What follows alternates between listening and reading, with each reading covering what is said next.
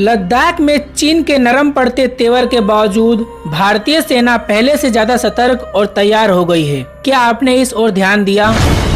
लद्दाख के कई इलाकों और गलवान घाटी के इलाकों से चीनी सेना के लौटने के बावजूद भारतीय सेना ने LAC पर 60,000 सैनिक फॉरवर्ड बेस पर तैनात कर दिए हैं। क्या आपने इस ओर ध्यान दिया?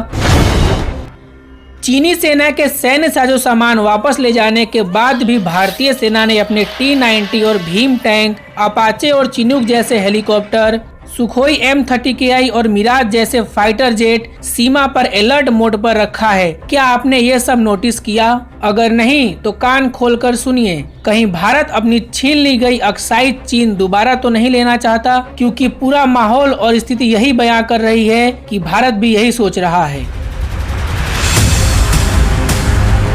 और इस संदेह पर मुहर तब लग गई जब भारतीय सेना ने 29 जुलाई को मिलने वाली 5 राफेल फाइटर जेट को सीधे लद्दाख में तैनात करने का फैसला लिया है।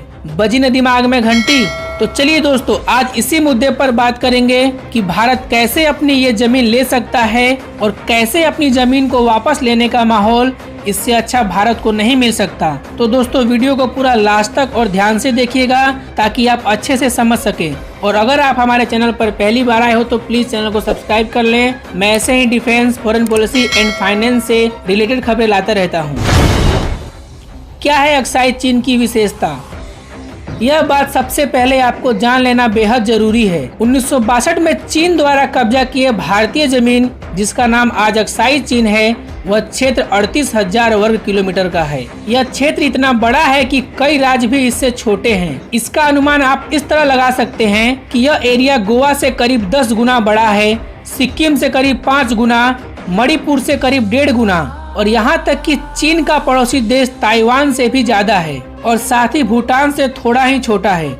1950 में अगर नेहरू जी सतर्क होकर चीन की घुसपैठ को समय पर रोककर चीन की सड़क न बनने देते तो आज ये बड़ा क्षेत्र भारत का हिस्सा होता।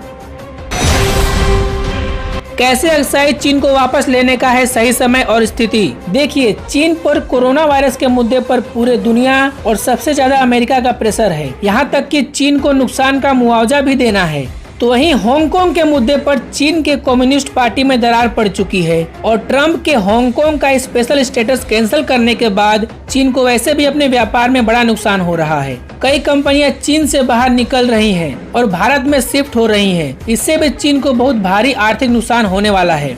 अमेरिका ने दक्षिण चीन सागर में अपने सबसे बड़े एयरक्राफ्ट कैरियर USS निमित्ज और USS रोनाल्ड रेगन को तैनात किया है।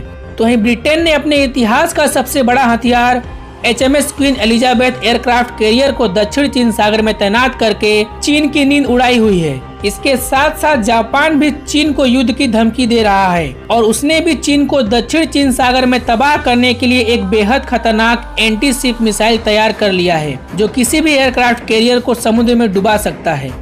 तो इससे बढ़कर जापान ने 105 पांचवी पीढ़ी के फाइटर जेट F-35 अमेरिका से खरीद रहा है, जिससे चीन पर इन देशों का शिकंजा कसता हुआ दिख रहा है। यहाँ तक कि ताइवान भी ऐसे हथियार खरीद रहा है और उसके पास पहले से ही ऐसे हथियार है कि एक झटके में चीन के वुहान और संघाई को उड़ा सकता है। वो भी चीन को युद्ध की धमकी काफी कड़े शब्दों में दे रहा है।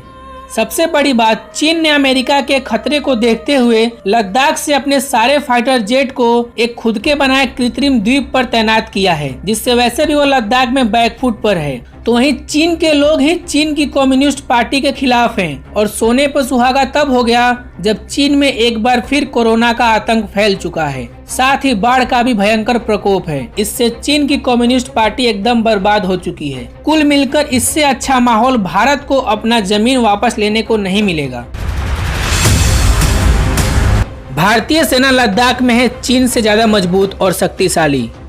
देखिए, लद्दाख जैसी पहाड़ी प्रदेश और दुर्गम इलाके में भारत को युद्ध करने की महारत हासिल है, जबकि पहाड़ी प्रदेश में चीनी सैनिकों का युद्ध करने की क्षमता बेहद ही कमजोर है, जो पूरी दुनिया जानती है। यहाँ तक कि चीन भी भारत के लद्दाख में स्थित सैनिकों की तारीफ कर चुका है। तो वहीं चीन का केवल एक ही एयरबेस भारत की तरफ है, जबकि भारत की दुनिया में सबसे बड़ी हवाई पट्टी दौलत बेग ओल्डी में स्थित है और साथ साथ और भी बहुत बड़े बड़े भारतीय एयरबेस लद्दाख के समीप ही हैं, जहां से जल्द भारत को मदद मिल सकती है। तो इस पॉइंट पे भी चीन भारत से बहुत पीछे है और साथ ही भारत को अगले हफ्ते मिलने वाला राफेल के सामने चीन का कोई भी फाइटर जेट नहीं टिक सकता, क्योंकि कुछ ही दिन पहले राफेल का पुराना वर्जन ही तुर्की के एयरबेस पर तोड़फोड़ मचाकर तबाह कर दिया था, जिसका वीडियो भी मैंने अपलोड किया था। उसका लिंक आपको नीचे डिस्क्रिप्शन बॉक्स में और ऊपर आई बटन में मिल जाएगा, आप जाकर देख सकते हैं। जबकि भारत को तो जो राफेल मिलने वाला है वो इसका एडवांस वर्जन होगा, तो सोचिए वो कितना तोड़फोड़ मचाएगा और चीन इसे कैसे रोक पाएगा।